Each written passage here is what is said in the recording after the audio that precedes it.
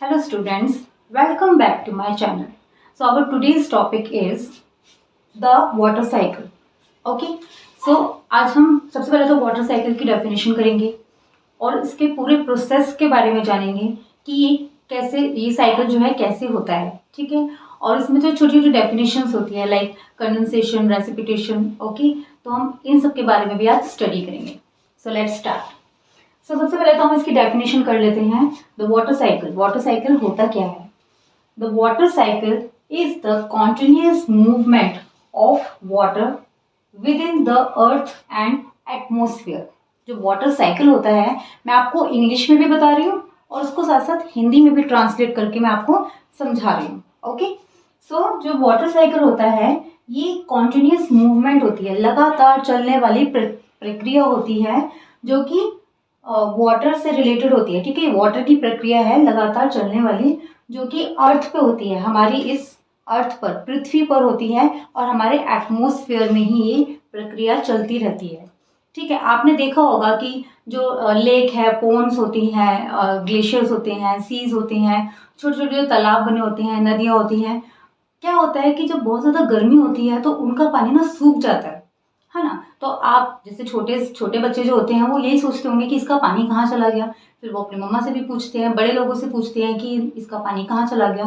तो वही आज हम जानेंगे कि जो नदियाँ होती हैं, छोटे छोटे पॉन्ड्स होते हैं, तालाब होते हैं, इनका पानी आखिर चला कहाँ जाता है ज़्यादा गर्मी में। Okay, so students, now we are talking about the process of water cycle. Okay, so the process is liquid water evaporates into water vapor.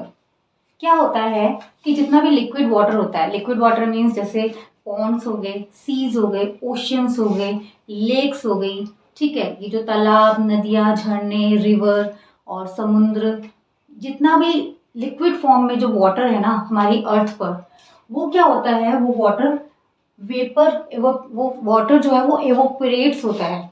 Evaporates means उसका वाष्पीकरण होता है।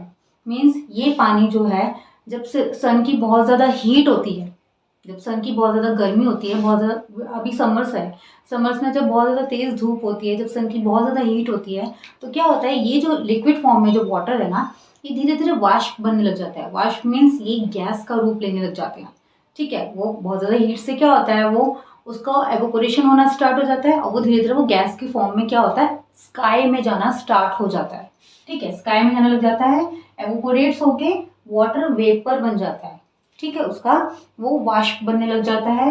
Then condenses to form clouds. फिर क्या होता है, condenses means बहुत ज़्यादा कोई चीज़ थिक हो जाना, गाढ़ा हो जाना, फिर वो क्या होता है, बहुत ज़्यादा थिक हो जाता है और वो कंडेंसेस वो क्या हो जाता है, किसका रूप ले लेता है, ऊपर स्काई में जाके क्लाउड्स का रूप ले लेता है, वो क्लाउड्स बन जाते हैं। जो वाटर अभी तक लिक्विड फॉर्म में था वो एवोपोरेट्स होकर स्काई में गया और वो क्या बन गया है, क्लाउड्स बन गया। वही वाटर ना अब क्लाउड्स बन गया, ठीक है। And then water back to earth in the form of rain, snow and hello.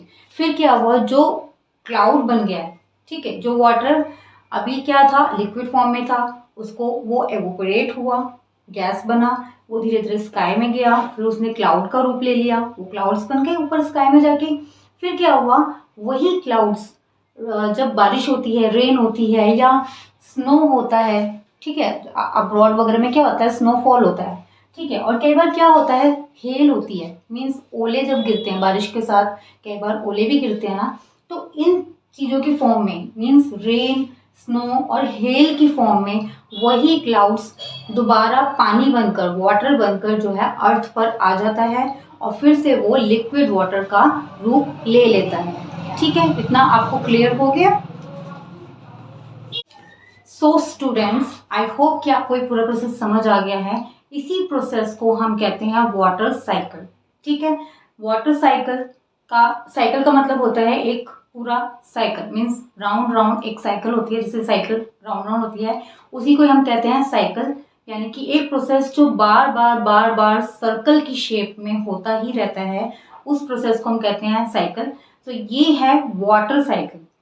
Means जैसे लिक्विड वाटर है, उसका क्लाउड्स में चेंज होना और क्लाउड्स का वापस लिक्विड वाटर में चेंज होना, ये साइकिल, ठीक है, आप देख सकते हो कि लिक्विड वाटर क्लाउड्स में चेंज हुआ और क्लाउड्स वापस लिक्विड वाटर में चेंज हुआ, तो ये साइकिल जो है चलता ही रहता है। इसी साइकिल को हम बोलते हैं वाटर साइकिल। ओके, अब मैं आपको ना थोड़ा सा पिक्चर के थ्रू समझाना चाहती हूँ ताकि आपको बहुत अच्छे से क्लियर हो जाए। Okay, so students, now you can see in the picture, ठीक है, इसमें बहुत अच्छे से आपको शो किया गया है वाटर साइकिल। तो अब आप देख सकते हैं जितना भी ये वाटर है, ये भी जितना भी लिक्विड वाटर है, चाहे आप तालाब कहिए, समुद्र, ओशियंस या महासागर, आप कुछ भी कहिए, तो ये जो वाटर लिक्विड की फॉर्म में है, ये क्या होता है, सन की बहुत ज़्यादा हीट की वजह से, आप देख सकते हैं पिक्चर में सन कितनी ज़्यादा हीटिंग कर रहा है, तो इसी हीटिंग की वजह से ये लिक्विड वाटर जो है वो एवोपोरेट्स होता है, इसका वाष्पीकरण होता है, ये गैस की फॉर्म ले लेता है और ये ऊपर स्काई में जाने लग जाता है। तो आप ये एरो देख सकते हैं, you can see this arrow.